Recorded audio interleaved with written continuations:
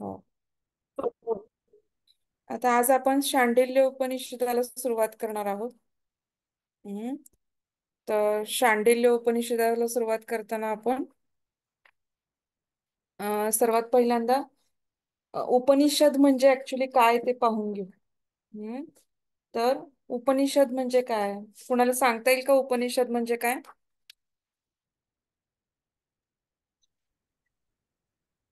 हम्म. आपले चार वेद माहिती आहेत का सगळ्यांना? कोणते कोणते आहेत? सामवेद, राम यजुर्वेद, अथर्ववेद अथर्ववेद, हा. यजुर्वेद. तर हे जे आपले चार वेदांचा अभ्यास सुरू होता त्याच्यानंतर ह्या वेदांच्या वरती जे काही नंतर वेदांती जे काही लिहिली गेली ती सगळी काय आहेत? उपनिषद आहेत. उपनिषदामध्ये शक्यतो काय आहे की वेदामध्ये ज्या चर्चा आहेत त्याच चर्चा उपनिषदामध्ये, कारण हा गहन विषय आहे. हा गहन विषय तुमच्या माझ्यासारख्या लोकांना पटकन समजणं शक्य नाही. तर उपनिषद म्हणजे उप म्हणजे काय तर जवळ जाणे. हम्म.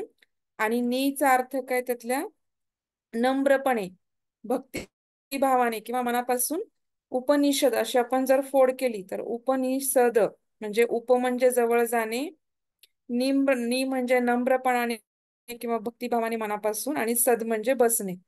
तर आत्मविद्या किंवा ब्रह्मविद्या जी काय आहे आपल्याला मध्ये प्रत्येक वेदांच्या अंती आपल्याला काय सांगितलं की सगळ्या ह्याच्यामध्ये मूळ ब्रह्म किंवा आत्माची उन्नती करणे किंवा आत्म्याला आपण मोक्ष मिळवून देणे, आणि त्यासाठी जे काही लागणार आहे ती आत्मविद्या मिळवण्यासाठी गुरूंची आवश्यकता आहे आपल्याला. आणि गुरूंच्या जवळ नम्रपणे किंवा भक्तिभावाने आत्मविद्या किंवा ब्रह्मविद्या शिकवण्यासाठी बसणे. आणि हे सगळं काय आहे की उपनिषदामध्ये गुरु आणि शिष्यांचा संवाद आहे. प्रश्नोत्तरही प्रमाणे तो संवाद हा महत्वाचा असतो. कधी पण बघा तुम्ही, जर तुम्ही अभ्यास करताना पण एकमेकाशी जर संवाद साधलात, हम्म, किंवा डिस्कशन केलं एकमेकाशी, आपण जर इंग्लिशमध्ये बोलायला गेलो, एकमेकाशी त्या विषयावरती डिस्कशन केलं तर तुमचे विचार त्याचे मित्राचे विचार एकमेकाच्या विचारांचं जेव्हा आदान प्रदान होतं तेव्हा तो विषय घनिष्ठ विषय सुद्धा सोपा वाटू लागतो, किंवा त्याला आपल्यातले त्याचे कांगोरे त्याचे दृष्टिकोन आपल्याला समजतात, किंवा आपले नवीन दृष्टिकोन त्याला समजतात आणि विषय काय जातो सोपा जातो. तर हा जो गूढ किंवा आत्मविद्येचा गहन विषय आहे, हा विषय काय आहे ह्याच्यामध्ये शांडिल्य उपनिषदामध्ये, तर ह्याच्यामध्ये गुरु आणि शिष्यांचा एक प्रकारचा संवाद आहे. आणि तर हा संवादामध्ये त्यांनी काय दिलेलं आहे की त्याच्यामध्ये त्यांनी बऱ्यापैकी त्या संवादामध्ये पूर्णपणे उपनिषदाचा सार किंवा शांडिल्य उपनिषदामध्ये किंवा आपलं जे अथर्व वेद आहे त्या अथर्व वेदातील एकाचा काही गोष्टींचा सार त्यांनी त्याच्यामध्ये घेतलेला आहे. तर शांडिल्य कोण होते? तर शांडिल्य एक ऋषी होते. आणि शांडिल्य ऋषींनी अथर्व ऋषींना ह्याच्यामध्ये काय विचारलेले आहेत की संवादरूपी प्रश्न विचारलेले आहेत. आणि त्या प्रश्नांची उत्तर जेव्हा अथर्व ऋषींनी शांडिल्य ऋषींनी दिलेले आहेत आणि त्याचा पूर्ण संवाद हा गद्य पद्यात्मक, म्हणजे काय म्हणायचंय पण की साधारणतः की पूर्ण गद्य आणि पद्य दोघांचं काय आहे ह्याच्यामध्ये मिश्रण आहे. आणि पूर्णपणे तो काय केलेला आहे की त्याचा उपनिषदाचा पूर्णपणे आपल्याला इथे सार दिलेला आहे. तर हा काय एक संस्कृत ग्रंथ आहे शांडिल्य उपनिषद. हिंदू धर्मातील लहान उपनिषद, आपण म्हणायला लहान म्हणतो पण हा बऱ्यापैकी मोठा आहे, कारण ह्याच्यामध्ये 3 अध्याय आहेत. त्याच्या पुढे येईलच आपल्याला ते. आणि 4 वेद आहेत जे अथर्ववेद, यजुर्वेद, सामवेद आणि ऋग्वेद, त्यातील 20 त्याच्यातले जे योगामध्ये 20 उपनिषद आहेत योगाविषयी वर्णन करणारी, त्यातलं हे एक काय आहे उपनिषद आहे. अथर्ववेदाशी संलग्न आहे, प्रामुख्याने योगावरती आधारित आहेत.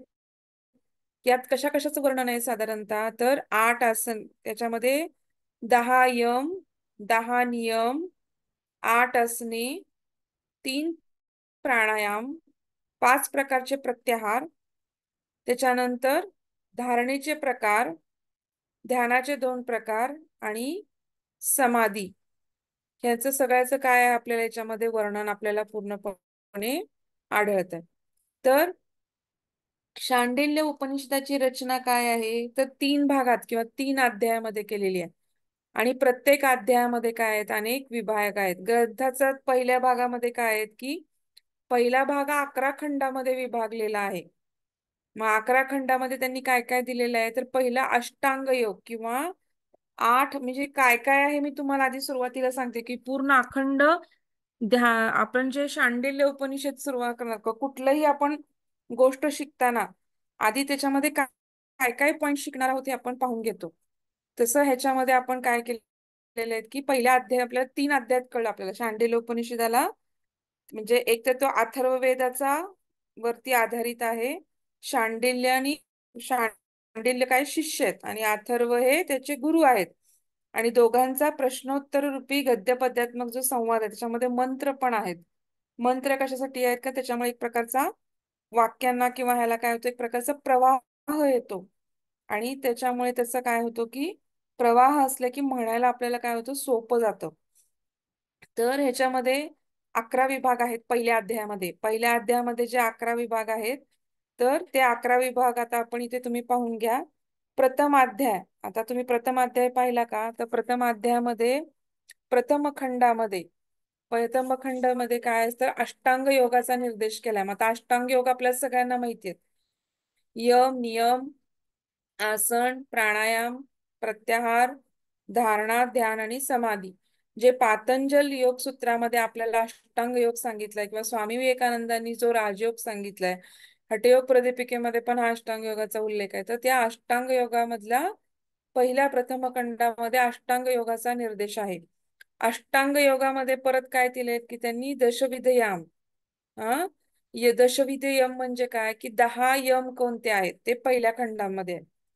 द्वितीय खंडामध्ये काय दिलेले आहेत की दशविध नियम. नियम म्हणजे तुम्हाला माहिती आहे, यम 10 नियम. आता ऍक्च्युली पातंजल सूत्रानुसार आपण काय बघतो, 5 यम आणि 5 नियम पाहतो. परंतु हठयोग प्रदीपिकेमध्ये 10 यम 10 नियम दिलेले आहेत. तर त्याच्यानुसारच इथे पण या उपनिषदामध्ये 10 यम आणि 10 नियमांचा उल्लेख आलेला आहे. नंतर तृतीय खंड. तृतीय खंडांमध्ये काय येतो, म्हणजे आता पहिला अध्याय बघतो. पहिल्या अध्यायामध्ये 11 खंड आहेत. 11 खंडांमध्ये प्रत्येक खंडांमध्ये काय आहे आपण ते पाहतो. प्रथम खंडामध्ये अष्टांग योग दशविध यम आहेत. द्वितीय खंडामध्ये दशविध म्हणजे 10 नियम आहेत. तृतीय खंडांमध्ये 8 प्रकारची आसने आहेत. हा, 8 प्रकारची आसने कोणकोणती आहेत ती नावं साधारणतः लिहून घ्या. तर साधारणतः स्वस्तिकासन, गोमुखासन, पद्मासन, वीरासन, सिंहासन, भद्रासन, मुक्तासन, मयुरासन. तर थोडं स्लो. हो सांगते ना, स्लो. मग परत येतीलच म्हणजे शिकवताना पुढच्या वेळात. ठीक आहे, तरी पण लिहून घ्या. स्वस्तिकासन, गोमुखासन, पद्मासन, वीरासन, सिंहासन, भद्रासन, मुक्तासन आणि मयुरासन. कळलं का? स्वस्तिकासन, गोमुखासन, पद्मासन, वीरासन, सिंहासन, भद्रासन, मुक्तासन आणि मयुरासन, ह्या 8 आसनांचा उल्लेख आहे. यातील स्वस्तिकासन, पद्मासन आणि मुक्तासन ही आसने कशासाठी उपयुक्त आहेत, ध्यानासाठी उपयुक्त आहेत. तर अन्य आसने आपल्याला रोग निर्मूलन करण्यासाठी उपयोगाला आहेत किंवा शरीराला स्थैर्य प्रदान करायला उपयुक्त आहेत. तर चतुर्थ खंड. चतुर्थ खंडांमध्ये काय बघायचं आपल्याला, चौथ्या खंडांमध्ये कशा कशाचा उल्लेख आहे, तर नाडी संख्या ही आपण जे शुद्धी आपल्या शरीरामध्ये शिवसंहितेनुसार 3-3.5 लाख नाड्या आहेत आणि त्याच्यानुसार 72,000 नाड्या आहेत हठयोग प्रदीपिकेनुसार. तर ही नाडी संख्यांची जिज्ञासा. नंतर प्राण जो आपण म्हणतो, आपण जे वायूचे प्रकार बघितलेत, प्राण, व्यान, उदान, समान आणि आपान, तर त्यांचं प्रमाण किती आहे, त्याचा कुंभक विधी किती आहे, त्या कुंभक विधीनंतर त्यांचं अग्निस्थान कुठे आहे, नंतर कुंडलिनीचे स्वरूप कुठे आहे, 14 नाड्या आहेत, 10 प्राणांचे प्रकार आणि नाडी शोधन किंवा नाडी शोधन केल्याशिवाय आपण प्राणायामाचे आपल्याला काय होत नाहीत. आपण बऱ्यापैकी बघितलं हठयोग प्रदीपिके मध्ये बघितलंय, घेरण संहितेमध्ये बघितलंय, पातंजल योगसूत्रामध्ये बघितलंय की नाडी शोधन झाल्याच्या नंतर, आता पातंजल योगसूत्रात नाही उल्लेख, पण हठयोग प्रदीपिका आणि घेरण संहितेमध्ये नाडी शोधन केल्याशिवाय काय होतं की प्राणायामाचा काय होत नाही, आपल्याला उपयोग होत नाही. तर नाडी शोधनामध्ये सर्व शरीराची काय होते, शुद्धी होते. मग ती शुद्धी कशी होते किंवा काय आहे, ह्याचा सगळ्यांचा उल्लेख काय आहे, चतुर्थ खंडांमध्ये आहे.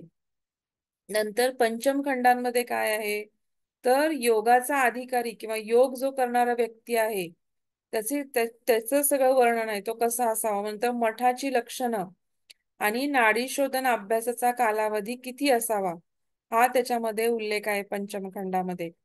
षष्टम खंडांमध्ये काय आहे की प्रणवात्मक प्राणायाम. आता एकदा नाडी शोधन झाली, तुम्हाला कुंभक विधी माहित झाला, कुंडलिनीचं स्वरूप माहित झालं, प्राण माहित झाले, कारण प्राणांच्या द्वारे जो प्राण नाडी शुद्धी झाली की आपल्या शरीरामध्ये सगळीकडे प्राणाचं वहन व्हायला सोपं जातं. तर तर हे सगळे जे म्हणजे मेन पाच प्रकार प्राणाचे म्हणजे, आणि व्यान प्राण, उदान, अपान आणि समान, आणि त्यांचे उपप्राण म्हणजे नाग, कूर्म, धनंजय, आपण जे उपप्रकार पाहतो तर ते उपप्रकार, त्याच्या सगळ्यांचा उल्लेख काय याच्यामध्ये आहे.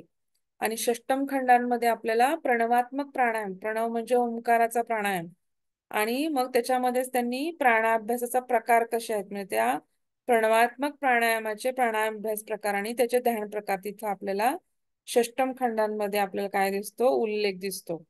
नंतर सप्तम खंड, सातव्या खंडामध्ये काय काय उल्लेख केलेला आहे, तर सुषुम्नेत आपली सुषुम्ना नाडी आहे. कुंडलिनी शक्ती ही 3.5 आकाराचे वेटोळे घालून आपल्याला काय करू केली बसली असते, आपल्या स्पायनल कॉर्डच्या खाली किंवा सुषुम्ना नाडीच्या खाली बसलेली असते.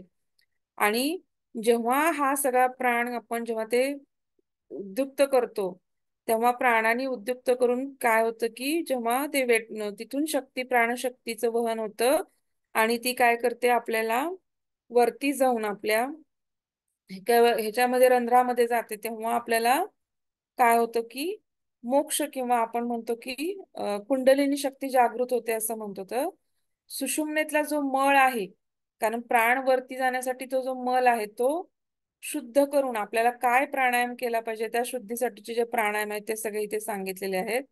नंतर आहाराचे नियम, मनोन्मनी अवस्था, तुम्हाला माहितीये की हा सगळ्यांना माहिती आहे, हठयोग प्रदिकेमध्ये पदे पण तुम्हाला मनोन्मनी अवस्था येणार आहे. तर हठयोग मनोन्मनी अवस्था, नंतर बंधत्रय, जालंधर बंध, उड्डीयान बंध आणि मूलबंध, हा बंधांचा त्रय किंवा हे बंध.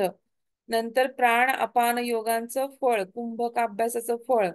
नंतर मुद्रेंमध्ये काय काय आहेत, वैष्णवी मुद्रा, खेचरी मुद्रा, त्या दोघांचं वर्णन. नंतर कैवल्य प्राप्ती, योग ज्ञान यांचा मनोलय कसा म्हणजे कसं होतं, प्राणस्पंदाचा निरोग कसा करायचा, मनस्पंद निरोग कसा करायचा, आणि प्राणावरती जय कसा करायचा, त्याचे उपाय, धारणेचा विशेष आणि संयमाद्वारे विविध सिद्धींची प्राप्ती, एवढं सगळं काय आहे सप्तम खंडांमध्ये काय आहे साधारणतः उल्लेख आहे. अष्टम खंडांमध्ये काय आहे, अष्टम खंडामध्ये 5 प्रकारचा प्रत्याहार. हम्म आपण जे इंद्रियांवरती संयम करतो त्याला प्रत्याहार असं म्हणतो आपण, आणि तो प्रत्याहाराचे 5 प्रकार इथं त्यांनी सांगितलेले आहेत अष्टम खंडामध्ये. नवम खंडांमध्ये त्यांनी काय सांगितलंय की पंचविध धारणा, धारणाचे पण त्यांनी 5 प्रकार किंवा पंचविध प्रकारे धारणा कशी करण्यात येते. नंतर धारणाचंच रूपांतर ध्यानात होतं. दशमखंडामध्ये 2 प्रकारचं ध्यान सांगितलंय, सगुण ध्यान आणि निर्गुण ध्यान. तर द्विविध ध्यान आहे इथं. नंतर 11व्या खंडामध्ये त्यांनी काय सांगितलंय, समाधीचं स्वरूप काय आहे हे आपल्याला सांगितलंय. म्हणजे पहिल्या अध्यायामधले 11 खंडांचं विभाजन कसं केलं आणि प्रत्येक खंडांमध्ये काय काय एक्सप्लेन केलं आपण हे इथं पाहिलं. नंतर द्वितीय अध्यायामध्ये काय केलंय त्यांनी, निर्विशेष ब्रह्मस्वरूप. हा कधी पण लक्षात ठेवा की ब्रह्मचं हे कसं आहे की ब्रह्माचं ज्ञान हे काय किंवा ब्रह्मविद्या काय आहे हे सगळ्यात महत्वाची आहे. आणि ती ब्रह्मविद्या घेणं म्हणजे सगळ्यांना शक्य नाही. तर त्या निर्विशेष ब्रह्माचं स्वरूप काय आहे, ब्रह्माच्या अनिर्देशत्व काय आहे, ब्रह्माचं अवांग मानसगोचरत्व काय आहे, नंतर परमतत्व किंवा परमात्म तत्व काय आहे, आणि गुरु उपदेशानं आत्मज्ञान प्राप्ती कशी होते, हा सगळ्यात म्हणजे सगळ्यात महत्वाचा अध्याय, की जो काय आध्यात्मिक उन्नतीसाठी किंवा आत्मज्ञान प्राप्तीसाठी जे काही माहिती हवी आहे ती सगळी आपल्याला द्वितीय अध्यायामध्ये आहे. म्हणायला छोटा आहे पण बऱ्यापैकी मोठं उपनिषद आहे. नंतर तृतीय अध्यायामध्ये काय आहे, तर ब्रह्माचं रूपत्रय. ब्रह्म म्हणजे आता दत्त, ऍक्च्युली रूपत्रय म्हणजे इथे साधारणतः दत्ताचं वर्णन आहे. आणि निष्कल ब्रह्म म्हणजे काय ह्याचं पण आपल्याला काय आहे तिथं उल्लेख केलेला आहे. तर हे आपण आता सगळं तिथं पाहणार आहोत, म्हणजे त्रिगुण किंवा सगुण निर्गुण भेद काय आहे किंवा हे सगळं त्यांनी शेवटच्या तिसऱ्या अध्यायामध्ये आपल्याला उल्लेख केलेला आहे. आता तुम्हाला मी आधीच सांगितलं की हा सगळा काय आहे, संवाद आहे. याच्यामध्ये 3 अध्याय आहेत. पहिल्या अध्यायामध्ये 11 खंड आहेत. 11 खंडांमध्ये काय काय वर्णन आहे, द्वितीय अध्यायामध्ये काय वर्णन आहे आणि तृतीय अध्यायामध्ये काय वर्णन आहे, हे सगळं मी तुम्हाला आता आपल्याला सांगितलं. उपनिषद म्हणजे पण काय इथपर्यंत आपण आता पाहिलेलं आहे. आता सुरुवात काय करणार आहोत, तर शांडिल्य उपनिषदाला आपण सुरुवात करणार आहोत. तर शांडिल्य उपनिषद असं पण म्हणतात किंवा शांडिल्य उपनिषद असं पण उल्लेख करतात. तर त्या पहिल्यांदा तुम्ही इथे जर बघितलं स्क्रीनवर तर तुमच्या लक्षात येईल माझ्या कर्सरवरनं, तर भद्रम कर्णेमी इति शांती ही सुरुवातीची प्रार्थना आहे. तर ते सुरुवातीच्या प्रार्थनेचा अर्थ आधी आपण पहिल्यांदा पाहू. तर ती प्रार्थना काय आहे, ओम भद्रम कर्णेभिः शृणुयाम देवः भद्रम पश्येमाक्षता. हे काही लिहायची गरज नाही पण हे तुम्हाला माहितीसाठी सांगते मी तुम्हाला. भद्रम पश्यता हे कसं आहे की वेदाच्या आधी किंवा कुठली पण ह्याच्यामध्ये काय असते की एक प्रार्थना असते, की म्हणजे ह्याच्यामध्ये काय आहे की हे भगवंता किंवा हे शृणयाम देवा की करणे मी काही जे काही किंवा जे काही ऐकतोय किंवा माझ्या कानांना चांगले शब्द ऐकू येऊ देत, म्हणजे वाईट गोष्टी माझ्या कानावर नको पडायला, चांगल्याच गोष्टी माझ्या कानावरती पडल्या पाहिजेत. भद्रम पश्चिमाक्ष भीरे जत्रा म्हणजे काय, माझ्या डोळ्यांना पण काय आहे की माझे डोळे चांगल्याच गोष्टींवरती फोकस करू देत किंवा चांगल्याच गोष्टी माझ्या डोळ्यांना पाहायला मिळाव्यात, की ज्या may we see auspicious things with the eyes, म्हणजे चांगल्या गोष्टी, ऑस्पिशियस म्हणजे काय, शुभ गोष्टी किंवा चांगल्याच गोष्टी माझ्या डोळ्यांनी पाहिल्या पाहिजेत. नंतर काय, स्थिरे रंगे स्तुष्टु वांग सस्तनुभुई वेशेम देवहितम यदायुहु. म्हणजे काय की जेव्हा तुझी प्रार्थना करत असताना स्थिर रंगे म्हणजे माझे जे काही 2 हात आणि 2 पाय आहेत हे काय आहेत, माझे स्थिर राहू देत तुझी प्रार्थना करताना. हा, किंवा माझं म्हणजे तुझी कृपा किंवा तुझे सर्वदा माझ्यावरती आशीर्वाद राहू देत. मग स्वस्ति नो इंद्रो वृद्धश्रवाः स्वस्ति न पूषा वेश, म्हणजे हे इंद्र तुझे माझ्यावरती काय असू दे, कृपा असू दे. नंतर हे सूर्यदेवता तुझी माझ्यावरती कृपा असू दे. म्हणजे प्रत्येकाला काय मागितलेलं आहे त्यांनी की ग्रॅटिट्यूड व्यक्त केलाय सगळ्यांच्या बद्दल. आणि प्रत्येक बृहस्पती भगवंत म्हणा, सूर्य भगवंत म्हणा, इंद्र म्हणा, हम्म, तर ह्या सगळ्यांकडनं त्यांनी काय मागितलेलं आहे किंवा नस्तक्षय म्हणजे गरुड देव, ह्या सगळ्यांकडून काय मागितलंय की जो गरुड देव कशा आहे की दुष्टांचा नाश करतो, अरिष्ट नेमी हा. स्वस्ती नस्तक्षयो अरिष्ट नेमी हा. आणि स्वस्ती न पूषा विश्ववेदा हा म्हणजे सूर्य भगवंतांचं मानलेलं आहे की विश्वाला पूर्ण प्रकाश देणाऱ्या हे सूर्य भगवंता तुझा माझ्यावरती सदा आशीर्वाद राहो. हे इंद्र देवता तुझे माझ्यावरती आशीर्वाद राहो. हे गरुड भगवंता तू सगळ्या दुष्टांचा संहार करतो, तुझा माझ्यावरती आशीर्वाद असो. आणि स्वस्ती न बृहस्पतीर धातुआ म्हणजे की हे बृहस्पती भगवंता किंवा आपण बुध भगवंत म्हणतो, तर त्यांचं की माझ्याकडं माझ्या काय व्हायचं की सगळीकडनं माझं हेल्थ किंवा माझं आयुष्य हे सगळं काय असो कृपेने किंवा तुझ्या आशीर्वादाने युक्त असू दे.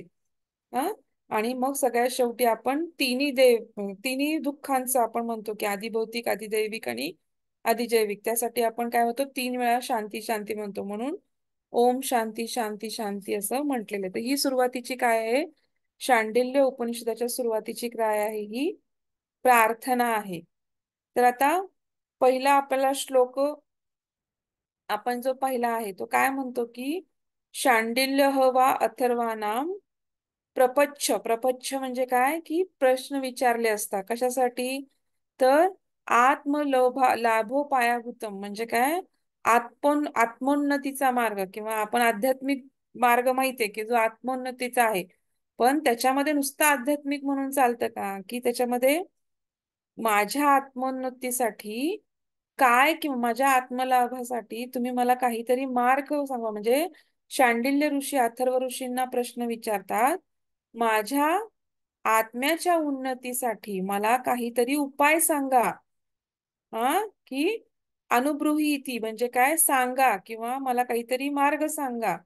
मग ते काय म्हणतात की अष्टांग योग युक्ती म्हणजे अष्टांग योग म्हणजे आठ योगांनी अष्टांग म्हणजे आठ अंगांनी युक्त असलेला योग काय आहे हा त्याच्यासाठी महत्वाचा आहे. स हा ओवाच्याक्षर वा म्हणजे काय, की मी तुला सांगतो की हा काही जो आहे तो मार्ग तो कोणता आहे, तर यम नियम आसन प्राणायाम प्रत्याहार धारणा ध्यान समाधी अष्टांगानी म्हणजे काय, यम नियम आसन प्राणायाम प्रत्याहार धारणा ध्यान समाधी हा अष्टांग जो आहे किंवा अष्ट असनानी म्हणजे आठ असनानी युक्त. नंतर कुठला आहे की त्रिम प्राणायाम हा म्हणजे तीन प्राणायामानी युक्त. नंतर पंच प्रत्याहारा म्हणजे पाच प्रत्याहारांनी युक्त. नंतर काय आहे, तथा धारणा हा द्विप्रकारा सॉरी तथा पंच प्रत्याहारा तथा धारणा म्हणजे धारणा पण तथा म्हणजे सेम प्रत्याहाराप्रमाणे पाच धारणा आहेत. आणि द्विप्रकारम ध्यानम म्हणजे दोन प्रकारचे ध्यान. आणि समाधीस्त्वे रूपम म्हणजे एक प्रकारची समाधी. तर ह्या सगळ्यांचं वर्णन काय आहे इथं आपल्याला लक्षात आहे. थोडक्यातलं इथं अर्थामध्ये तुम्हाला स्क्रीनवर दिसेल की शांडिल्यांनी महर्षी अथर्वांना आत्मलाभाचा म्हणजे स्वरूप ज्ञानाचा उपाय असलेला अष्टांग विचारला. तेव्हा आचार्यांनी अथर्वांनी यम नियम आसन प्राणायाम प्रत्याहार धारणा आणि ध्यान समाधी ही आठ अंगे आहेत असे सांगितले. त्यामध्ये यमाचे 10 प्रकार, नियमाचे 10 प्रकार, प्राणायामाचे 3 प्रकार, प्रत्याहाराचे आणि धारणेचे प्रत्येकी 5 प्रकार, ध्यानाचे 2 प्रकार आणि समाधी केवळ एकच आहे. हे इथे आपल्याला काय सांगितलेलं आहे, वर्णन करून सांगितलेलं आहे. तर आता इथं पहिला प्रश्न म्हणजे विचारला का, तुम्हाला लक्षात आला का काय विचारला शांडिल्यांनी अथर्व ऋषींना, की आत्मलाभ म्हणजे काय आणि तो प्राप्त करण्यासाठी मला कुठला तरी उपाय किंवा मार्ग सुचवा. आणि मग त्यांनी तो अष्टांग योगाचा मार्ग सांगितला. आणि अष्टांग योगामध्ये पण काय काय किती किती प्रकार आहेत या यमाचे नियमाचे ते त्यांनी पुढे सांगितलेले आहेत. आता पहिल्यांदा आपल्याला काय करायचंय की दशवेद यम निरूपणम पाहायचंय की 10 प्रकारचे कुठले यम सांगितलेत त्यांनी ते आपल्याला पाहायचं. म्हणजे पहिला खंड आपला इथं संपतो की दशविध यम जेव्हा आपण पाहतो यमचं निरूपण पाहतो तेव्हा इथं काय होतं की पहिला साधारणतः आपला खंड काय होतो, संपतो. तर इथं काय काय सांगितलेत की तत्र अहिंसा कुठले कुठले सांगितलेत बघा. तत्र अहिंसा सत्य अस्तेय ब्रह्मचर्य दया अर्जव क्षमा धृती मिताहारा शौचानी च इति यमादशा म्हणजे काय, अहिंसा सत्य अस्तेय ब्रह्मचर्य दया आर्जव क्षमा धृती मिताहार शौच हे काय आहेत, 10 प्रकारचे काय आहेत यम सांगितलेले आहेत. आता पुढं प्रत्येकाचं वर्णन आहे संस्कृतमध्ये. तर आता आपण मराठीमध्ये पण पाहू, एक एक संस्कृतमध्ये श्लोक वाचून त्याचा मराठीमध्ये अर्थ पाहू. तर पहिलं काय आहे आपलं सगळ्यात महत्वाचं यम आहे ते अहिंसा. तर त्या अहिंसेचं वर्तन करताना आपण म्हणजे आता थोडक्यात तुम्हाला माहिती आहे यम म्हणजे काय, यमन नियम म्हणजे करण्यासारख्या गोष्टी आणि न करण्यासारख्या गोष्टी, डूज अँड डोंट्स, रूल्स असतात काही रेग्युलेशन्स असतात. आपण शाळेमध्ये जावा कुठेही जावा तर तिथे प्रत्येकाच्या ठिकाणी काहीतरी नियम असतात, रेग्युलेशन्स असतात. तसे हे समाजात राहायचे, समाजात राहताना समाजामध्ये राहताना पाळायचे नियम. आणि नियम म्हणजे स्वतः पाळावयाचे नियम स्वतःच्या पर्सनल उन्नतीसाठी. तर ते दोन्ही गोष्टी आपल्याला इथे दिसतात. तर त्या यमामध्ये पहिला आपण पाहणार आहोत अहिंसा. सामाजिक वर्तन जे काय आहे आपलं, समाजात राहताना आपण कसं वागलं पाहिजे त्याचे हे नियम आहेत. आता पहिला अहिंसामध्ये काय, तत्र अहिंसा नाम मनोवाक्क काय कर्म बिही सर्वभूतेषु सर्वदा क्लेश जननम. म्हणजे काय आहे की आता इथं मनो म्हणजे काय, मानसिक. वाक्य म्हणजे काय, वाचिक. आणि काय कर्म म्हणजे किंवा कायिक किंवा शारीरिक कर्म जी करतो आपण ती. सर्व भूतेषु म्हणजे किंवा सर्व प्राणी मात्र. की जर आपण हिंसेचा मार्ग जर स्वीकारला तर आपल्याला काय होतं की आपण सर्वांना क्लेश देऊ शकतो. सर्वांना म्हणजे ती आता अहिंसा म्हणजे आपल्याला काय वाटतं की फक्त कुणाची हिंसा नाही करायची, पण ती हिंसा खूप वेगळ्या प्रमाणे यांनी व्यक्त केली की मानसिक हिंसा पण नाही झाली पाहिजे, वाचिक हिंसा पण नाही झाली पाहिजे आणि शारीरिक कर्मानी पण हिंसा नाही झाली पाहिजे. आणि सर्व भूतांच्या वरती किंवा सर्व प्राणीमात्रांच्या वरती आपण काय केली पाहिजे, सर्वदा काय केलं पाहिजे आपण म्हणजे एक प्रकारची अहिंसा न करता जर हिंसा केली तर सगळ्या क्लेशाला कारणीभूत होते, परंतु अहिंसा झाली तर सगळ्यांचं काय होतं याच्यामध्ये, कुठंही क्लेश किंवा कुणालाही क्लेश पोचवू शकत नाही आपण. म्हणजे कुणालाही मानसिकरित्या, वाचिकरित्या, कायिकरित्या, शारीरिकरित्या कुणालाही क्लेश पोचवू नये किंवा इजा करू नये. म्हणजे काय आहे, अहिंसा हा एवढा मोठा गभितार्थ त्याच्यामध्ये आहे. म्हणजे फक्त आपण काय म्हणतो हिंसा करणे म्हणजे मारणे, तसं नाहीये. तर मानसिक पण कुणाला दुखवायचं नाहीये, वाचिक पण कुचकनास्क बोलून आपल्याला कुणाला दुखवायचं नाही, अपमान करायचा नाही कुणाचा. किंवा शारीरिकरित्या आपण जी काही कर्म करतोय त्याच्यामध्ये पण आपण काय करू शकतो की कुठल्याही प्राणीमात्राला आपण काय करू शकत नाही, क्लेश पोचवू शकत नाही. मानसिक, वाचिक आणि शारीरिकरित्या त्याला आपण काय म्हणू शकतो, अहिंसा. एवढा मोठा त्याच्यामध्ये गभितार्थ आहे. नंतर सेकंड पॉइंट काय बघणार आहे आपण यमामध्ये, की सत्यम नाम मनोवाक्काय कर्मभिः भूतहितार्थ अभिभाषणम. सत्य म्हणजे काय, तर इथं पण तेच मानसिक, वाचिक आणि शारीरिकरित्या. तर शरीराने, मनाने आणि वाणीने काय करायचंय आपल्याला, सर्व वाक्य सर्व म्हणजे आपण साधा अर्थ घेतो की सत्य म्हणजे काय, खरे बोलणे. पण एवढंच इथं अर्थ अभिप्रेत आहे का, तर अखिल जगाला जे मान्य केलेलं वर्तन आहे किंवा अखिल जगाच्या कल्याणासाठी आपण जे काही करतो, वर्तन करतो, ते म्हणजे आपलं खरं वर्तन किंवा सत्य म्हणू शकतो आपण त्याला.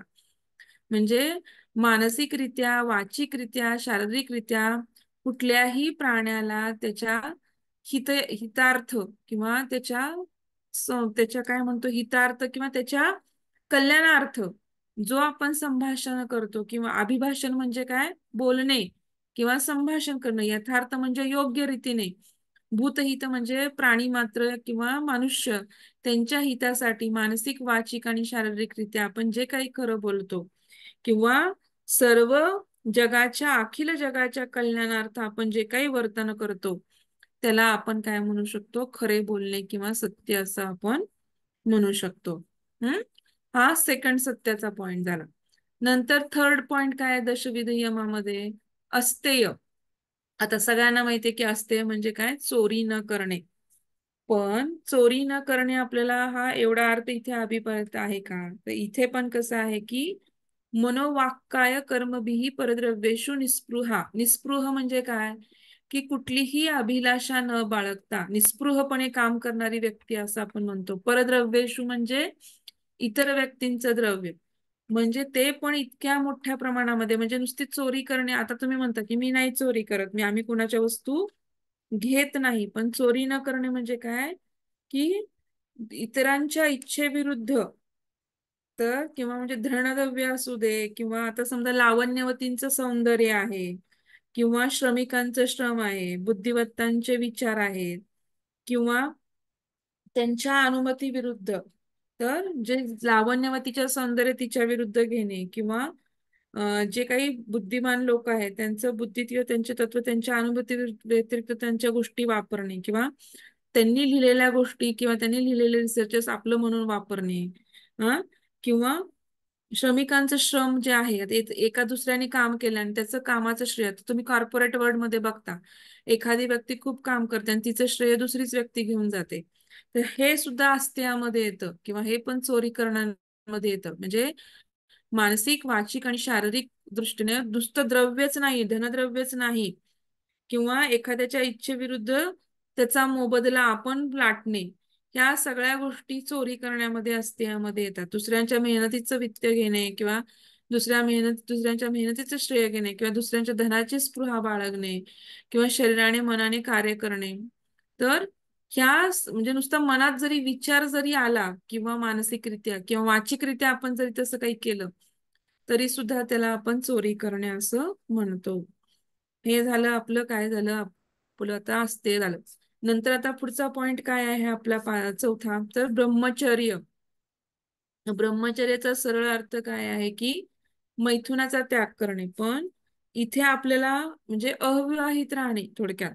तर एवढाच अर्थ नाही घ्यायचा आपल्याला की मैथुन न करणे किंवा अविवाहित राहणे. तर ब्रह्म जाणून घेण्याची ज्याला इच्छा आहे त्याला सुद्धा आपण ब्रह्मचर्यामध्ये इन्क्लूड करू शकतो. म्हणजे ब्रह्म जाणून घेण्याची इच्छा ज्याला आहे आणि जागृतीमध्ये असू दे, सुषुप्तीमध्ये असू दे किंवा स्वप्नामध्ये सुद्धा कामुक भावनांचे विचार न येणे.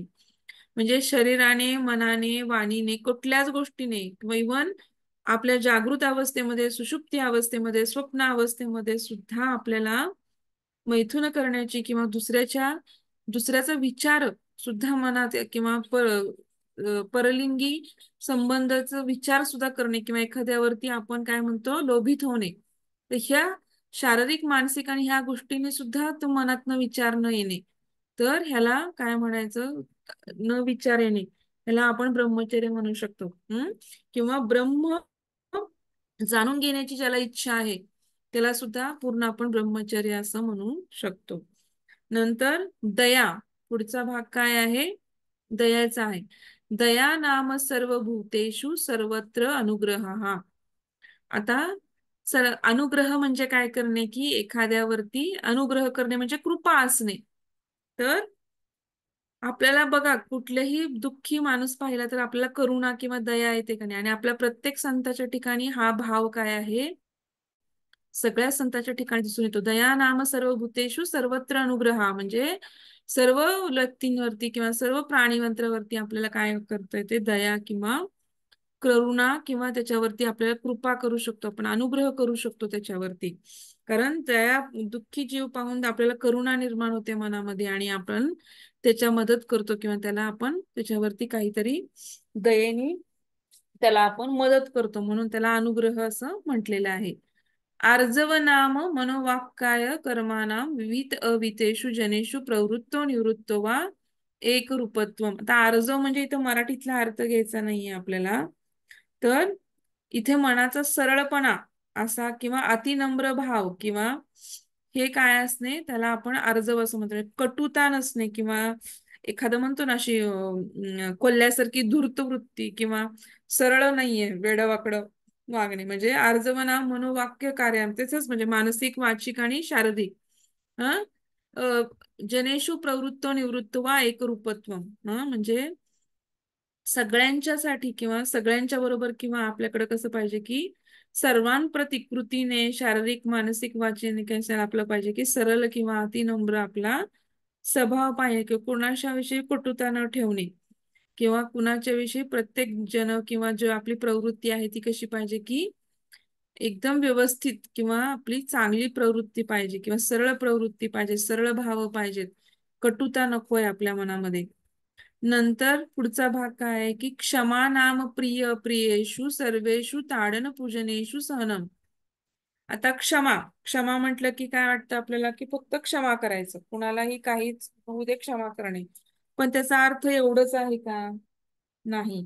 तर क्षमेचा सगळ्यात मोठा काय अर्थ आहे की तुमची जरी कुणी निंदा केली, किंवा सुखकर तुमच्या आयुष्यात सुखकर गोष्टी आल्या किंवा दुःखकर गोष्टी आल्या, तर त्या सगळ्या गोष्टींमध्ये किंवा प्रिय गोष्टी घडल्या किंवा इथं लिहिलं तसं प्रिय अप्रियेषु सर्वेषु ताडन पूजनेषु म्हणजे काय, तुम्हाला मग कुणी प्रिय आयुष्यात गोष्टी आल्या, अप्रिय गोष्टी आल्या किंवा तुमची कुणी निंदा केली की तुमच्याशी कटू शब्द बोलले, तुमची आलोचना केली, तुमचा अपमान केला, तरी तुम्हाला सहन करून क्षमा करण्याची प्रवृत्ती तुमच्यामध्ये पाहिजे. म्हणजे सगळ्यात महत्वाचं म्हणजे स्वतःच्या अंगी सामर्थ्य असताना इहलोकात किंवा परलोकात आपण क्षमा, म्हणजे माझ्या अंगी खूप मोठं सामर्थ्य, माझ्याकडे पॉवर आहे आणि तरी पण मी दुसऱ्याला क्षमा करतो. कारण कसं असतं, आपल्याकडे पॉवर असली की काय असतं, म्हणजे आपण क्षमा कधी करतो की मी निर्बल आहे, जाऊ दे, मी कुठं त्याच्या नादी लागू, त्यापेक्षा मी सोडून देते. कारण मी निर्बल आहे तेव्हा आपण क्षमा करतो. पण तसं नाही, माझ्याकडे पॉवर आहे किंवा माझ्याकडे खूप सामर्थ्य आहे, मी राजा आहे आणि माझी प्रजाने काहीतरी चूक केली, पण ती माझ्या पोटात घालून घेऊन मी काय करू शकतो, तर पुढे जातो. तर माझ्या अंगी सामर्थ्य असताना जेव्हा मी दुसऱ्याला क्षमा करतो तेव्हा ती खरी क्षमा, मग ती इहलोकात असू दे नाही तर परलोकात असू दे, तर त्याला आपण काय म्हणतो, क्षमा असं म्हणू शकतो. आणि दुसरी गोष्ट म्हणजे काय, बघा तुम्ही कितीतरी लोक बघतो, म्हणतो आपण म्हणतो की मी तुला सोडून दिलंय पण देव तुला बघून घेईल. म्हणजे काय, आपण तिथं क्षमा नाही करत, आपण तिथं काय म्हणतो, मी जरी शिक्षा नाही देत आहे तरी देव तुला शिक्षा देईल तुझ्या कर्मांची. पण हे म्हणणं सुद्धा क्षमा करणं नव्हे. कारण आपण काय म्हणतो की देव तुझं बघून घेईल, म्हणजे आपण वाईटच चिंततोय तिथं पण आपण क्षमा पूर्णपणे मनाने, शरीराने, वाची गोष्टीने केली आहे का, नाही. तर क्षमा करणे म्हणजे पूर्णपणे काय करणे, क्षमा करणे. आपल्या अंगी सामर्थ्य असताना पण आपण क्षमा करणे, किंवा प्रिय अप्रिय गोष्टी किंवा आपली निंदा जरी झाली असली तरी ती निंदा आपण, आपल्या जवळच्या व्यक्तींकडून झाली असली तरी ती निंदा आपण सहन करणे आणि त्याला, त्याच्या चुका पोटात घालून त्याला माफ करणे, याला आपण काय म्हणतो, क्षमा करणे असं म्हणतो. नंतर पुढचं काय, धृती. धृतीना धृतीर्नार्थानो स्वेष्ट बंधू वियोगे तत्प्राप्तो सर्वत्र चेतहा स्थापनम. म्हणजे काय की इथे काय म्हणलेलं आहे की धृती म्हणजे काय, तर अविचल राहणे, चित्त स्थिर ठेवणे.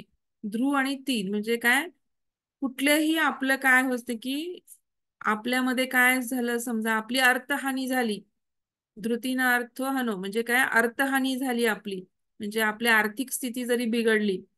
श्रेष्ठ बंधू वियोगे म्हणजे आपल्या जवळच्या व्यक्तींचा, आप्तांचा वियोग जरी झाला, किंवा काय झालं, आपलं धन व्यक्ती म्हणजे धनव्यय झाला, आप्तस्वकीयांचा विषयोग झाला, किंवा इष्टमित्र ची भेट झाली नाही, किंवा सुखानंतर दुःख, दुःखानंतर सुख, कंटिन्युअस आपल्यामध्ये काय येत असतं, परंतु सुख असताना आनंदाने भारून जाणे किंवा दुसऱ्याला कमी लेखणे, आणि दुःखी असताना एकदमच हे होणे, अशा दोन्ही गोष्टींमध्ये मनाचं काय डिप्रेशन मध्ये, अशा गोष्टी नाही व्हायला पाहिजे. तर मनाची किंवा चित्ताची धारणा काय पाहिजे, आपली स्थिर पाहिजे. म्हणजे धृतीनार म्हणजे अर्थहानी झाली, आप्तवियोग झाला, किंवा तत्प्राप्ती झाली, किंवा काही आपल्याला आनंद झाला, किंवा तर ह्या सगळ्या चेतः स्थापनम म्हणजे काय, आपली बुद्धी किंवा आपली चित्त, बुद्धी म्हणण्यापेक्षा आपलं चित्त किंवा आपलं मन काय आहे, सगळ्या गोष्टींमध्ये अविचल राहिलं पाहिजे, चित्त स्थिर राहिलं पाहिजे. दुःख येऊ दे, सुख येऊ दे, दोन्ही गोष्टींमध्ये आपलं चित्त कसं असलं पाहिजे, स्थिर असलं पाहिजे. त्याला आपण काय म्हणतो की धृती असं म्हणतो. आणि आता सगळ्यात आपल्याला 9वा पॉइंट काय बघायचा आहे, मिताहार. आता मिताहार तर तुम्हाला सगळीकडे येतो, बऱ्याच ठिकाणी मिताहारावरती टीप पण येते. मिताहार म्हणजे आपल्याला सगळ्यांना माहिती आहे. मिताहार म्हणजे काय की साधारणतः कमी आहार, मित म्हणजे कमी आणि आहार म्हणजे कमी प्रमाणात जेवणे. आपल्याला मोठ्या व्यक्ती सुद्धा सांगतात की 2 घास कमी खात जा. आता आपण डायनिंग टेबलवर बसून जेवतो, पूर्वी आपण मांडी घालून खाली पाटावरती किंवा जमिनीवरती बसून जेवत होतो. तर त्यावेळेस काय होतं, 2 घास आपोआपच आपलं, जेव्हा हे आपण मांडी घालतो तेव्हा आपलं काय होतं की 2 घास आपोआपच आपल्या पोटामध्ये काय होतात, कमी जातात. कारण आपल्या पोटाचा आकार तसं म्हणलं तरी खालच्या मांडीमुळे काय होतं की आपला तो आकार कमी होतो आणि आपल्याला जेवण कमी जातं. तर त्यामुळे मांडी घालून जमिनीवर बसून जेवा, आणि 2 घास कमी खावा, असे पूर्वीचे लोक आपल्याला नेहमी सांगत होते. मग तर आता आपल्याला, तुम्हाला आपलं आरोग्यशास्त्र पण सांगते, तुम्हाला माहितीये की पुरेत अश्नात अर्धम तृतीयम उदकेन वा वायू संचारनार्थम चतुर्थम अवशेषयात. म्हणजे काय, आपल्याला अर्धाच भाग काय केलं पाहिजे, जेवलं पाहिजे. नंतर तृतीय भाग किंवा 1/3 भाग पाण्यासाठी ठेवला पाहिजे, आणि त्याच्या वरचा अजून 1/3 भाग आपल्याला वायू संचारनासाठी ठेवला पाहिजे. म्हणजे काय, तर तुम्ही आता साधारणतः लक्षात ठेवा की तुम्ही एखादी गोष्ट तुम्हाला काय करायची, तुम्ही पाणी उकळायला ठेवलं किंवा काय ठेवलं, तर उपीट करायला समजा तुम्ही घेतलं, तरी तुम्ही ते भांड तुम्ही किती वाटीचं घेणार त्यानुसार तुम्ही काय करता, भांड छोटं मोठं बघून ठरवता. तसंच ह्या स्टमकचं पण आहे की अर्धा भागच आपला काय करायचं, आपल्याला अन्नाने भरायचा आहे, एक तृतीयांश भाग आपल्याला पाण्याने भरायचा आहे, आणि एक तृतीयांश भाग आपल्याला वायूच्या संचरणासाठी ठेवायचं, कारण ते अन्न घुसळलं जाणार आहे, त्याशिवाय पचन होणार नाही. चतुर्थ भाग आपल्याला तो थोडासा मोकळाच राहू दे, म्हणजे अवशेष थोडस भाग आपल्याला काय होतं की पूर्ण ते घुसळायला किंवा त्याला जागा पाहिजे. तर ह्या सगळ्यासाठी आपल्याला काय पाहिजे की आपण थोड्या प्रमाणात किंवा कमी प्रमाणामध्ये आहार घेतला पाहिजे. चतुर्थांशेष म्हणजे काय, तर थोडस काय पाहिजे की आपल्याला सुसिग्न मधुर आहार घेतला पाहिजे, जो सात्विक आहार आहे. किंवा सुसिग्न म्हणजे काय की सुस्निग्ध म्हणजे योग्य प्रमाणामध्ये स्निग्ध पदार्थांनी मधुर पदार्थांनी सर्व रसांनी युक्त आहार आहे. आणि चतुर्थ भाग किंवा मोकळा भाग थोडासा ठेवून, म्हणजे दोन घास कमी खाऊनच, अवशेष छोटा भाग ठेवून आपल्याला त्यातून काय करायचं, दोन घास कमी खाऊनच आपल्याला उठायचंय. त्याला मिताहार असं म्हणतात. नंतर आपण काय म्हणजे थोडक्यात आपल्याला तो भाग, आपल्याला हा श्लोक पण तिथं टाकता येईल की पुरेत अश्नातर्धम तृतीयम उदकेन वा वायू संचरणार्थम चतुर्थम अवशेषयात. आपण हा श्लोक सगळ्या ठिकाणी बघितलंय की अर्धा भाग अन्नानी, तृतीय भाग पाण्यानी आणि बाकीचा भाग वायू संचरणासाठी ठेवायचा आहे आपल्याला. चतुर्थांशेष भाग हा काय करायचंय, आपल्याला ठेवायचंय.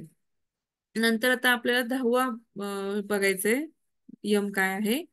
तर 10वं यम काय आहे, शौच आहे. शौच काय असतं, शौच म्हणजे शुद्धी किंवा आपण स्वच्छ राहणे किंवा शुद्ध राहणे म्हणतो. तर आता शौच दोन प्रकारचे आहेत. आता इथं लिहिलेलंच आहे डायरेक्ट, शौचम नाम द्विविधम बाह्य अभ्यंतर चेती. म्हणजे दोन प्रकारचे शौच आहेत, द्विविधम दोन प्रकारचे शौच आहेत, बाह्य आणि अभ्यंतर म्हणजे बाह्य शुद्धी आणि अंतर्गत शुद्धी असे दोन प्रकारचे काय आहेत, शौच आहेत.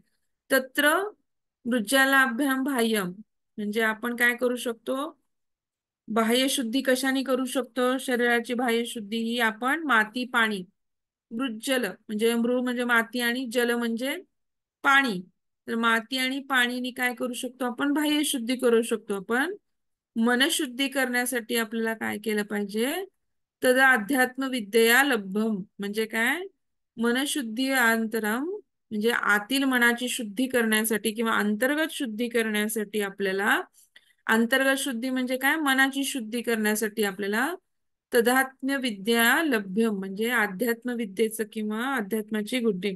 आता तुम्ही बघा, बाह्य शुद्धीसाठी तुम्ही काय करता, साबण लावता, उटणी लावता, ब्रश करताना पेस्टनी ब्रश करता, केस शॅम्पूनी धुता, काही काही जण बॉडी वॉश लावतात. तर इतक्या प्रकाराने आपण बाह्य शुद्धी करतो, पण मनाच्या शुद्धी करण्यासाठी आपण काही करतो का? तर मनाची शुद्धी करण्यासाठी आपल्याला काय करायचं की, कारण मनामध्ये काय पाहिजे, विकाररहित मन पाहिजे. मनामध्ये अनेक प्रकारचे विकार येतात. तर तुम्हाला ते गाणं पण माहित असेल, मन शुद्ध तुझ गोष्ट हाय पृथ्वी मोलाची, तू चाल रे गड्या तुला भीती कशाची. तर हे म्हणजे ते गाण्यामध्ये पण सांगितलंय की तुझं मन कसं आहे, शुद्ध आहे. आणि ही शुद्ध गोष्ट म्हणजे काय, तर पृथ्वी मोलाची गोष्ट आहे, म्हणजे ही अमूल्य गोष्ट आहे. आणि जर तुझं मन शुद्ध आहे, तू कशाला घाबरतोस, तर तू पुढे पुढे चालत राहा, तू कशाला घाबरतोस. म्हणजे इतकं सुंदररीत्या सांगितलं की तुमचं विकाररहित जर मन आहे, तर हे विकाररहित मन आपल्याला कसं करू शकतो आपण, तर अध्यात्म विद्येचं ग्रहण केल्याशिवाय आपल्याला हे मन काय आहे, शुद्ध करता येणार नाही. किंवा त्यासाठी आपल्याला अध्यात्म विद्येची किंवा ब्रह्माची गरज आहे. किंवा आपण आता जे हे सगळं शांडिल्य उपनिषदात जे ऐकणार आहे, त्या सगळ्या गोष्टींची आपल्याला मन शुद्ध करण्यासाठी किंवा विकाररहित करण्यासाठी आपल्याला गरज आहे, ह्याचं हे वर्णन आपल्याला दिसतं. तर आता पुढचं आपण काय पाहणार आहोत, तर नियम. 10 प्रकारचे नियम. आता हे काय पाहिले आपण, यम पाहिले. आता नियम पाहणार आहोत. तर नियमामध्ये आपण काय काय पाहणार आहोत, तर आता नियमामध्ये लक्षात घ्या, तर तप, संतोष, आस्तिक्यम, दानम, ईश्वर पूजनम, सिद्धांत वाक्य श्रवणम, रिमिती च जपो वृतम, नियमादश संपृक्ता योगशास्त्र विशारदही. म्हणजे इथं काय काय सांगितलेलं आहे की तपसंतोष अस्तिक्य दानम ईश्वर पूजनम सिद्धांत श्रवणम रीमती जपो व्रतानी दश नियमा. हा आणि प्रत्येक इथं 10 नियम कुठले कुठले सांगितले तर तप, संतोष, अस्तिक्य, दान, ईश्वर पूजा, सिद्धांतांचं म्हणजे किंवा वाक्यांचं श्रवण करणे, नंतर नंतर मती, जप, ह्या 10 गोष्टींचं काय केलेलं आहे इथं वर्णन केलेलं आहे. तर यातला आता आपण पहिला नियम काय पाहणार आहोत. आता हा नियम आपल्याला द्वितीय खंड चालू झाला लक्षात ठेवा. तर जे आपण पहिल्या अध्यायातला आपला हा द्वितीय खंड आहे. प्रथम खंड आपण पाहिला, तर द्वितीय खंडांमध्ये काय आहे प्रथम अध्यायातल्या. तर इथं तप तप म्हणजे काय, तत्र तपो नाम विद्युत कृच्छ चांद्रयान दिभिः शरीर शोषणम.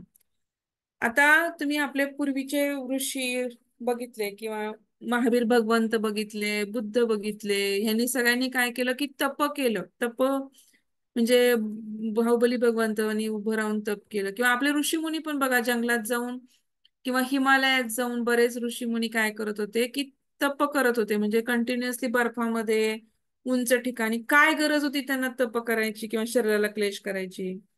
तप म्हणजे काय, तापवणे. आता सोनं तापवल्यावर कसं झळाळी येते सोन्याला, तसंच इथं काय आहे त्यांचं म्हणणं आहे की एखादी गोष्ट किंवा एखादं ध्येय मिळवण्यासाठी आपल्याला काय करायचंय, शरीराला तापवायचंय किंवा शरीराला काय करायचंय, क्लेश सहन करायला लावायचे.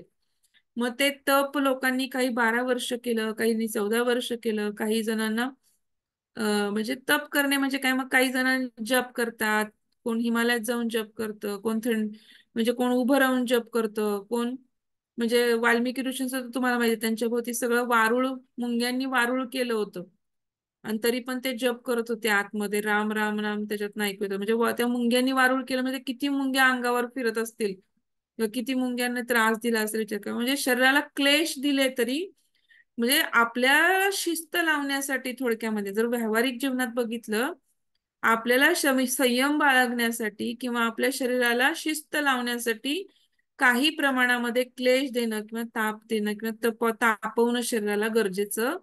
मग ते उपवासाने करू शकतो, लंघनाने करू शकतो, किंवा एखाद्या रसाचा संयम करून करू शकतो, किंवा एखादा नियम घेऊन करू शकतो की बाबा 6च्या आत मी जेवणार, 6 नंतर मी काही खाणार नाही, किंवा मी आज उपवास केलाय तर आज मी कुठलं साबुदाणा खिचडी किंवा भगर खाणार नाही, तर मी आज नुसता फक्त जल उपवास करणार. असं ह्याला शरीराला ताप देणे किंवा शरीराचं तपन करणे, ह्याला आपण काय म्हणू शकतो, तप म्हणू शकतो.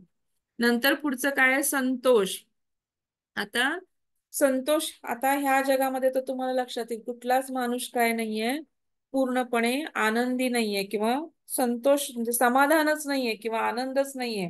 संतोष म्हणजे एक प्रकारचा आनंद होणे किंवा जे काही मिळतंय, जे काही मिळाले त्या सर्व गोष्टींमध्ये तर काय होणे की परमेश्वराच्या इच्छेने मला मिळाले आणि त्या त्या गोष्टीमध्ये जे काही आहे त्यामध्ये आनंद मानणे किंवा संतोष मानणे.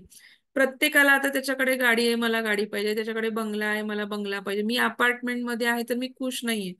मी माझ्या खालच्या लोकांकडे बघत नाही की ते झोपडपट्टीत राहतोय, मला तरी कमीत कमी 4 फ्लॅट म्हणजे 4 ब्लॉकचा फ्लॅट मिळाला, म्हणजे 4 ब्लॉकचं एक फ्लॅट मध्ये घर मिळाले, असं विचार नाही करत आपण. तर मला त्यासाठी आपण पळत राहतो, पण पळावं म्हणजे प्रगतीसाठी पळावं, पण कुठेतरी त्याला काय पाहिजे, त्या ग्रीडला किंवा त्याला संतोष वृत्ती पाहिजे. नाही तर काय होईल, आपण कधीच संतोष राहिला नाही तर काय होणार, स्वस्थता, त्याच्यातून येणारे प्रॉब्लेम्स आपल्याला सगळे फेस करावे लागतील. म्हणून काय म्हणतात, संतोष नाम यदृच्छा लाभ संतुष्टीही. म्हणजे जे काही यदृच्छ, माझ्या इच्छेनुसार मला काही सगळं लाभ झालाय का, नाही, तरी पण जे काही मला मिळाले अनायसे, तर त्या लाभामध्ये मी काय राहिलं पाहिजे, संतुष्ट राहिलं पाहिजे. त्याला काय म्हणणार आहे, म्हणजे प्राप्त परिस्थितीमध्ये जे जे काही मिळाले ते परमेश्वराच्या इच्छेनं मिळाले असं म्हणून काय केलं पाहिजे, समाधानी राहिलं पाहिजे. नंतर पुढचं काय, अस्तिक्याम नाम वेदोक्त धर्मा धर्मेशु विश्वासा. हा अस्तिक्य म्हणजे काय, तर अस्तिक्य म्हणजे लक्षात घ्या तुम्ही सगळ्यांनी की वेदांनी सांगितलेल्या ज्या गोष्टी आहेत, ज्या चालीरीती आहेत, म्हणजे ज्या त्याच्यावरती काय करणे, पूर्णपणे विश्वास ठेवणे, त्याला आस्तिक्य म्हणायचं. म्हणजे त्यांनी सांगितलं की हे धर्मात सांगितलेल्या गोष्टी अशा आहेत किंवा हे अधर्म आहे. तर आस्तिक्य नाम वेदोक्त धर्मेषु विश्वासा, म्हणजे वेदांमध्ये, वेदोक्त म्हणजे वेदांमध्ये सांगितलेले आहे. धर्म अधर्मेषु म्हणजे धर्माचा अनुसरून आणि अधर्माच्या ज्या गोष्टी आहेत, त्यांच्यावरती विश्वास ठेवला पाहिजे. आता आपण म्हणतो की प्रमाण मानतो, की जे काही आपलं आप्त आप्त लोकांनी आपल्याला जे सांगितलं ते एक प्रमाण मानतो आपण. तसं आपण त्याच्यावरती प्रमाण मानून विश्वास ठेवला पाहिजे आणि त्याला आपण काय म्हणतो, अस्तिक्य असं म्हणतो. नंतर पुढचं काय आहे, दानम नाम न्यायार्जितस्य धनधान्यादी श्रद्धायारितभ्य प्रदानम, म्हणजे दानाचं नाम काय आहे. तर त्या दान म्हणजे फक्त पैसे दान एवढंच झालं का, धन दान करणे एवढंच झालं का, नाही. तर तुम्ही नेत्रदान करू शकता, रक्तदान करू शकता, शरीरदान करू शकता. तर ह्या पण सगळ्या गोष्टी दानामध्ये, फक्त धन हे दान करण्यामध्ये येतं का, किंवा कपडे दान करू शकता, म्हणजे काही पण तुम्ही दान करू शकता. धान्य दान करू शकता, पुस्तक दान करू शकता, एखाद्या लायब्ररीला किंवा एखाद्या मुलांना, शिकणाऱ्या मुलांना ज्यांची परिस्थिती नाही त्यांना पुस्तकांचं दान तुम्ही करू शकता. विद्यादान करू शकता. विद्यादान तुम्ही शिक्षकांचं, म्हणजे पैसे न घेता ज्या मुलांची परिस्थिती नाही त्यांना तुम्ही शिकवू शकता, त्याला विद्यादान म्हणू शकतो. म्हणजे वेगवेगळ्या दानाचे अनेक प्रकार आहेत. फक्त धनधान्य करणे हा एकच प्रकार आहे का, नाही. मग त्याच्यामध्ये सगळ्या प्रकारची दानं आली. हम्म. तर मग इथं दान म्हणजे आता पैसा दानमध्ये त्यांनी काय दिले, दानम नाम न्यायार्जितस्य, म्हणजे काय, ज्या तुम्ही जो पैशाचं दान करत आहात तो पैसा न्यायमार्गाने मिळवलेला पाहिजे. न्यायमार्गाने अर्जित, अर्जित करणे म्हणजे काय, मिळवणे. न्यायार्जितस्य, न्यायमार्गाने मिळवलेला. दान म्हणजे काय, न्यायमार्गाने मिळवलेला धन असू दे, ते धान्य असू दे. हम्म. काय हे, ते धान्य किंवा धान्य तुम्ही न्याय मार्गाने, वैध मार्गाने मिळवलेलं असलं, कुणाला फसवून मिळवलेलं नसलं पाहिजे. तर ते कसं पाहिजे, तर तुम्ही मिळवलेलं पाहिजे, तर ते वैध मार्गाने मिळवलेलं, न्याय मार्गाने मिळवलेलं पाहिजे, कुणाला फसवून नसलेलं पाहिजे. तर असं धनधान्य किंवा तुम्ही काय करू शकता, दान करू शकता. प्रदान म्हणजे काय, तुम्ही त्याला दान करू शकता, श्रद्धेने दान करू शकता. तर आणि त्यांच्या लोकांच्या हितासाठी दान करू शकता, त्याला आपण काय म्हणतो, दान म्हणतो. मग आता तुम्ही इथं फक्त पैसे किंवा धान्य घ्यायचं नाही, तर विद्यादान आलं, दान आलं, किंवा तुम्ही रक्तदान आलं, नंतर तुम्ही धनधान्य दान आलं, पैसे दान आलं, सगळंच आलं ह्याच्यामध्ये, सगळ्या प्रकारचे दान आले. आता पुढचं काय आहे, सिद्धांत श्रवणम नाम वेदांत अर्थ विचार हा, म्हणजे सिद्धांत श्रवण म्हणजे काय, तर आता तुम्ही बघा, श्रवण करणे म्हणजे काय, तर ऐकणे. हम्म. श्रवण करणे म्हणजे काय, इथं ऐकणे आपण घेऊ शकतो. तर आता श्रवण म्हणजे काय, तर साधारणतः तुम्ही श्रवण करता म्हणजे ऐकता, किंवा आता प्रवचन ऐकणे. पण समजा आता प्रवचन किंवा तुम्ही कोणाचं ऐकता, की मोठमोठे ऋषीमुनी किंवा आचार्य लोक किंवा महाराज लोक किंवा आपले जे संत आहेत त्यांचे प्रवचन आपण ऐकतो. तर कीर्तन भजन ऐकतो. तर समजा तुमचं तिथं जर किंवा वेदातील आपण बोधवाक्य किंवा महावाक्य जे आहेत, हा, म्हणजे वेदांत अर्थ विचार हा जे दिलंय, वेदामध्ये जे सांगितलेली महावाक्य किंवा बोधवाक्य, त्यांचं पण आपण काय करू शकतो, ऐकू शकतो. पण समजा एखाद्या ठिकाणी तुम्हाला प्रवचन करायला कोण मोठी व्यक्ती नाहीये, अशा ठिकाणी तुम्ही ग्रंथ पण वाचू शकता वेगवेगळ्या प्रकारचे.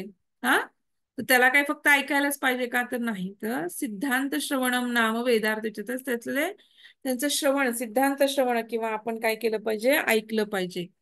नंतर पुढचं काय म्हणलंय, री नाम वेद लौकिक मार्ग कुत्सित कर्माणी लज्जा हा. तर केवढा सुंदर शब्द वापरलाय बघा, री. री म्हणजे काय, लज्जा. त्याचा अर्थ काय होतो, रीचा अर्थ काय होतो, की लाज वाटणे किंवा लज्जा वाटणे. कशाची लाज वाटली पाहिजे आपल्याला, की जर आपण अयोग्य मार्गाने वापरलो, कुत्सित कर्मानी, आपण जर इथं तर इथं बघा तुम्ही, वेद लौकिक मार्ग कुत्सित कर्मानी, म्हणजे जर वेदांनी सांगितलेला जो लौकिक मार्ग आहे तो सोडून आपण जर कुत्सित मार्ग वापरला तर काय, किंवा आपण म्हणतो की समाजामध्ये जे काही नीती नियम आहेत त्याप्रमाणे न वागता आपण चुकीच्या नियमाने वागलो तर काय होतं की लज्जा, आपल्याला लाज वाटली पाहिजे आपल्याला स्वतःला. हा, वेदानी, फक्त वेदानी सांगितलेला जो योग्य मार्ग आहे किंवा समाजामध्ये जे नीती नियम आहेत ज्यांना योग्य मानलं जातं तेच वापरून आपण काय केलं पाहिजे, चांगला मार्ग स्वीकारला पाहिजे. गैरवर्तन केलं तर आपल्याला लाज वाटली पाहिजे किंवा लज्जा वाटली पाहिजे किंवा वाटली पाहिजे. तर स्वामी समर्थ पण म्हणतात बघा, तुम्हाला त्यांचा श्लोक माहिती असेल, जनी निंदते सर्व सोडून द्यावे, जनी वंदते सर्व भावे करावे. म्हणजे ज्याच्यानी निंदा होऊ शकते किंवा ज्या मार्ग वापरला आपण निंदेला पात्र होतो ते सर्व आपण काय केलं पाहिजे, सोडून दिलं पाहिजे. आणि जे काही चांगले वंदनीय मार्ग आहेत किंवा ज्यांनी वंदत तर त्याचं सर्व भावानी किंवा सर्व ह्याच्यानी आपण काय केलं पाहिजे, त्याचा मार्ग स्वीकारला पाहिजे. भगवद्गीतेमध्ये पण तुम्ही दैवी प्राप्तीचे गुण बघितले असतील ध्यानाच्या मध्ये, तर त्याच्यामध्ये साधारणतः 11वा अध्याय आहे बहुतेक मला वाटतं भगवद्गीतेमध्ये.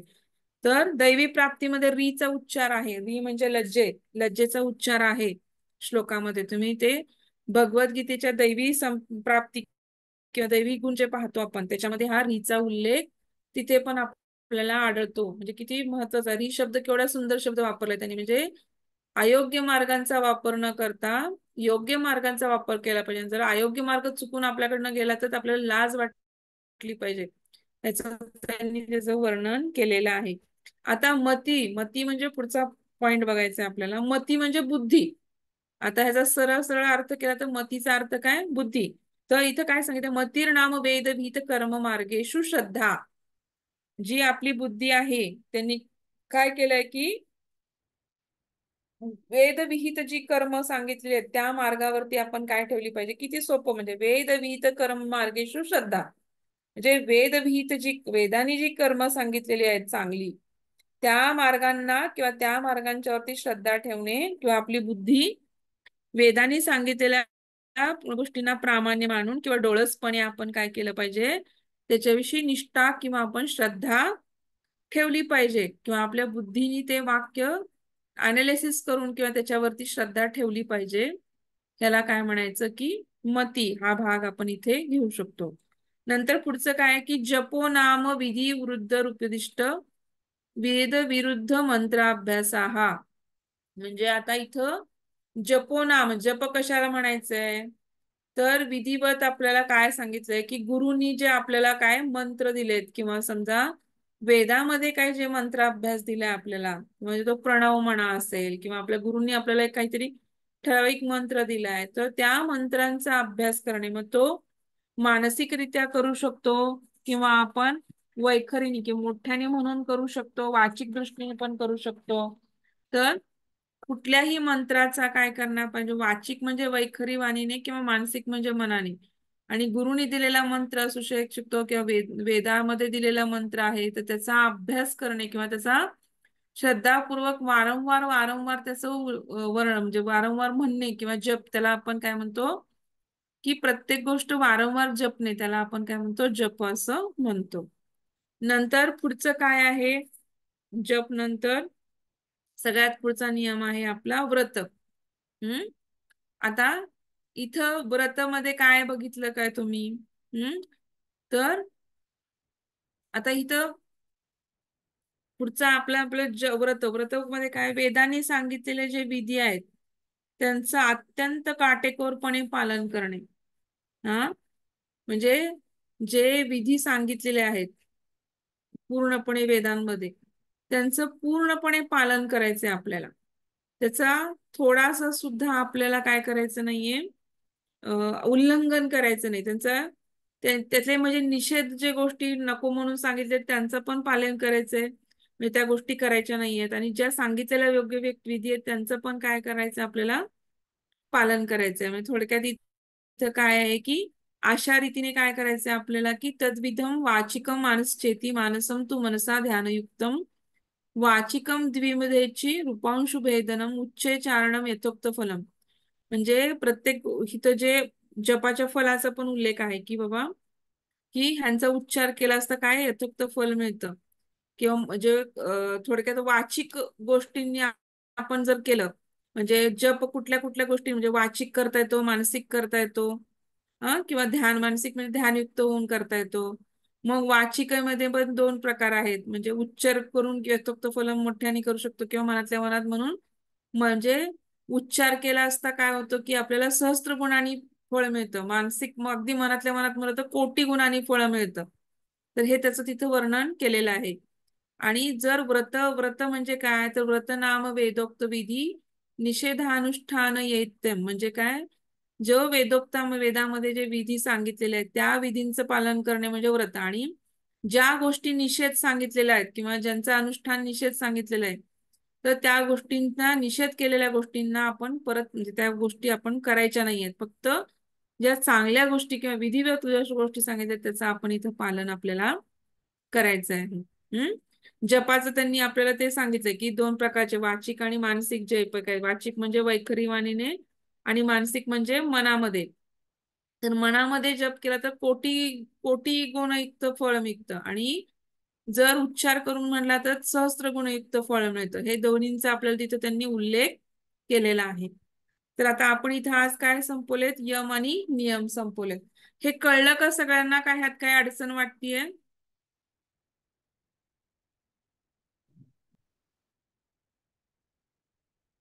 कोण बोलतंय का? लक्षात आलं का सगळ्यांना? हो मॅडम. ह्यात काही अडचण नाही ना? नाही. नाही. थोडक्यामध्ये आपण आज काय बघितलं तर 11 अध्याय आहेत, आणि 11 अध्यायामध्ये पहिल्या अध्यायामधला आपण पहिले 2 खंड बघितलेत. पहिल्या खंडांमध्ये अष्टांग सांगितलेले वर्णन आहेत, आणि दुसरं काय यम 10 वर्णन आहेत, आणि दुसऱ्या ह्याच्यामध्ये नियम. तर आता तुम्हाला हे एक्सप्लेन करता येतील, पण 10 यम कोणते आणि 10 नियम कोणते ते तुम्हाला पाठच करावे लागणार आहे. हा, तर श्लोक पाठ केले तर पटकन लक्षात राहील. अहिंसा, सत्य असते, ब्रह्मचर्य, क्षमा, धृती, दयार्ज, मितारा, शौच, यम दशो या. तर तुम्हाला हे, किंवा नुसतं दयार्ज, मिताहारा, शौच, पुढचं तुम्ही नाही पाठ केलं तरी चालतंय, पण एवढे. आणि नंतर नियमामध्ये तपसंतोष, आस्तिक्य, दानेश्वर पूजनम, सिद्धांत वाक्य श्रवणम, रिमितीचे जपवृत्तम, नियमदशा. तर हे तुम्हाला असं श्लोकांनी पाठ केलं तर हे लक्षात. आणि पुढचं एक्सप्लेनेशन काय तुम्ही तुमच्या मनाने इझिली करू शकता. एकदा तुम्हाला ते फक्त म्हणजे मग ते पेपरमध्ये आठवायला पाहिजेत, मग ते तुम्हाला त्यासाठी फक्त श्लोक किंवा मग नुसतं पाठ करा की बाबा 10 हे आहेत आणि 10 ते आहेत असं. किंवा एखादी गोष्ट त्याचं छोटे छोटे वरची पहिली पहिली अक्षर घेऊन एखादं वाक्य बनवून तसं पण लक्षात ठेवू शकता तुम्ही. हा, हे तुम्हाला आज कळलं. म्हणजे थोडक्यात काय, हे उपनिषद आहे, शांडिल्य ऋषीने अथर्व ऋषींना केलेला संवाद आहे. त्याच्यामधले आज आपण पहिला आणि दुसरा खंड बघितला, 10 यम आणि 10 नियम बघितले. आता पुढच्या ह्याच्यामध्ये आपण काय पाहणार आहोत तर त्याच्या पुढच्या आसनांचं, 8 आसनांचं जे वर्णन आहे ते आपण पुढच्या ह्याच्यामध्ये पाहणार आहोत.